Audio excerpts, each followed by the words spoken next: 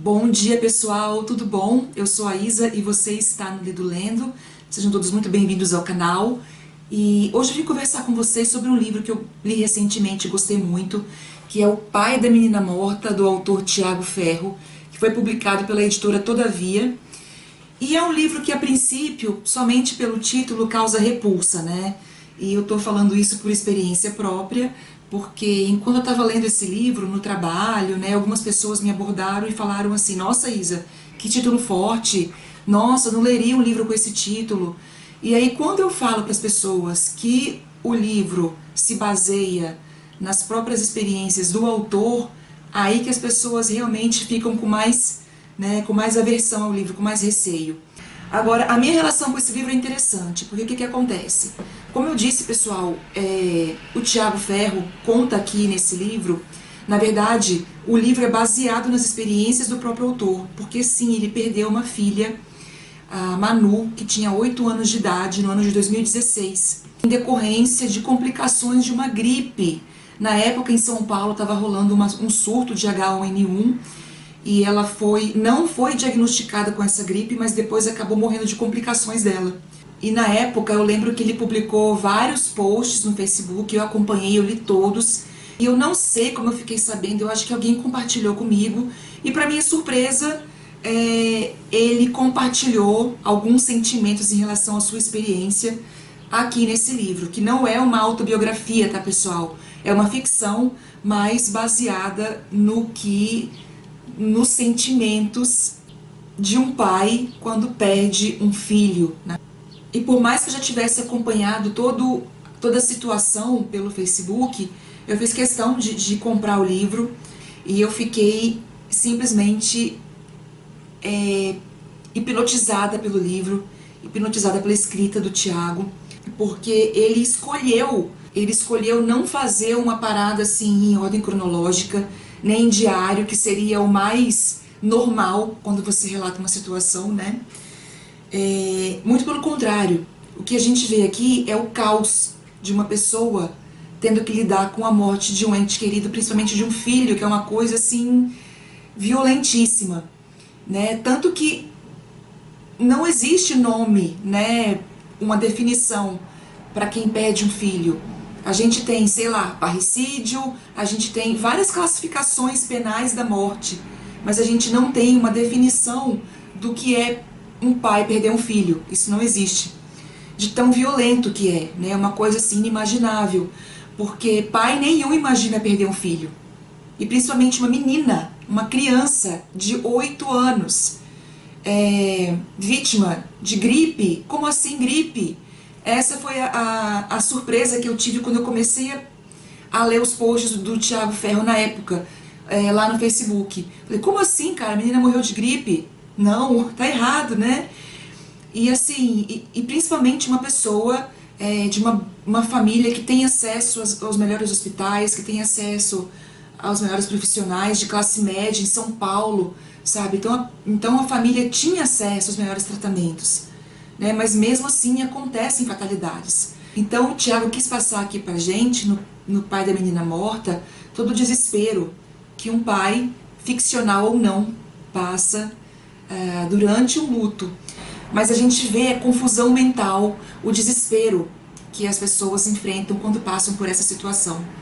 E eu tô falando com propriedade de causa porque eu tenho um irmão falecido, né? Meus pais perderam um filho e foi também de um acidente absurdo, e eu sei como uma situação dessa abala uma família inteira, sabe? E eu sei os sentimentos de culpa que a gente carrega, e o Tiago fala aqui várias vezes que ele não queria ser conhecido como pai da menina morta nos ambientes que ele frequentava. E assim que eu perdi meu irmão, né, a gente tem que lidar com as coisas da vida, a gente é obrigado a continuar vivendo, né, e lidar com os problemas da vida. E eu lembro que a primeira vez que eu saí de casa, assim, pra fazer uma coisa normal, eu fui comprar uma coisa no supermercado, perto da minha casa, né? Eu tava em Linhares, né, com meus pais, e aí eu ouvi uma pessoa falando assim, atrás de mim, ela é a irmã do menino que morreu. Né? Então eu me vi como a irmã do cara que morreu, sabe? E por mais que já tivesse passado alguns dias, quando eu ouvi essa frase, me veio todo aquele sentimento. E o sentimento da perda é profundo. E eu me senti mal. Como assim? O meu irmão morreu há poucos dias e eu já estou aqui vivendo uma vida normal? Isso é desumano. E o livro conversou muito comigo porque eu senti muitas das coisas que ele descreve aqui. A gente fica com aquele sentimento de, nossa, se eu continuo em luto é porque eu não tenho forças para lutar. Se eu só falo no acidente ou na morte é porque eu só penso nisso. Se eu quero sair dessa e viver uma vida normal, tentar dar andamento à minha vida, é porque eu sou insensível e não estou vivendo luto. Então a gente se sente julgado também pela sociedade, por vários aspectos. E no momento que a gente está fragilizado, por mais que a gente não se importe com a opinião das pessoas, no momento de fragilidade isso machuca mais ainda, né? Ser julgado. Então lidar com isso é desesperador. As coisas que a gente poderia ter feito para evitar, as coisas que a gente, né, o passado que a gente, os momentos que a gente deixou de ter com aquela pessoa, e a gente começa a pensar também no futuro que a gente teria com aquela pessoa que não tem mais. É um sentimento muito bruto, assim, de emoções que a gente tem quando a gente perde um ente querido de uma forma violenta e uma pessoa tão próxima, né? E eu senti tudo isso no papel aqui pela mão do Tiago Ferro, porque a gente sente o desespero dele. É um turbilhão de emoções, uma coisa assim tão desconexa que ele coloca aqui, que ao mesmo tempo que é brutal, é também belo, porque a gente vê um cara desesperado para continuar vivendo, apesar das circunstâncias, né? E o personagem que o Tiago Ferro criou aqui fica mesmo desesperado, e a gente vê que ele se apega a vários vícios, a várias coisas para tentar esquecer, ou tentar superar, esquecer não dá, né? Para tentar superar a morte da filha. E é sim um livro muito potente, sabe? Eu gostei muito da experiência, e foi também, e além disso, foi uma experiência muito interessante para mim, porque eu pude ver o outro lado. Ele aqui é o pai de uma menina morta, e eu, lendo esse livro, eu me coloquei como a filha de pais que perderam outro filho.